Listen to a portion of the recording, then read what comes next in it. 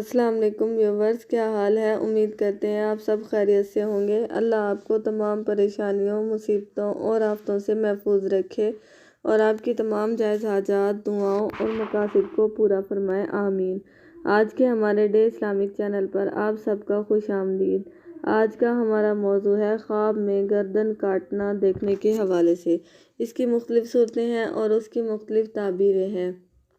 اگر آپ ان تمام صورتوں کی تعبیروں کو جاننا چاہتے ہیں تو اس ویڈیو کو آخر تک لازمی دیکھیں، اور اس سے پہلے اگر آپ نے ابھی تک ہمارے چینل کو سبسکرائب نہیں کیا تو سبسکرائب کریں اور ساتھ میں لگے بیل آئیکن کے بٹن کو ضرور دبا دیں تاکہ ہماری ہر نئی آنے والی ویڈیو آپ تک پہلے پہنچ سکے۔ تو چلیے آئیے شروع کرتے ہیں ہمارے آج کے موضوع خواب میں گردن کاٹنا دیکھنے کے حوالے سے۔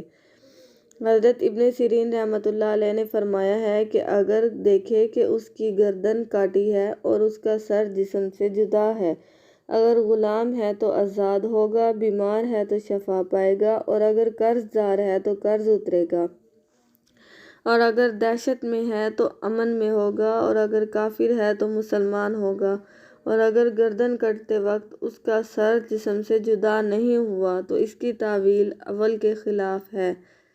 حضرت ابراہیم کرمانی رحمۃ اللہ علیہ نے فرمایا ہے کہ اگر گردن کاٹنے والا شخص تندرست اور آزاد اور مالدار ہے، دلیل ہے کہ نیک بختی سے بدحالی میں پڑے گا اور اس کا مال اور نعمت دور ہوگی۔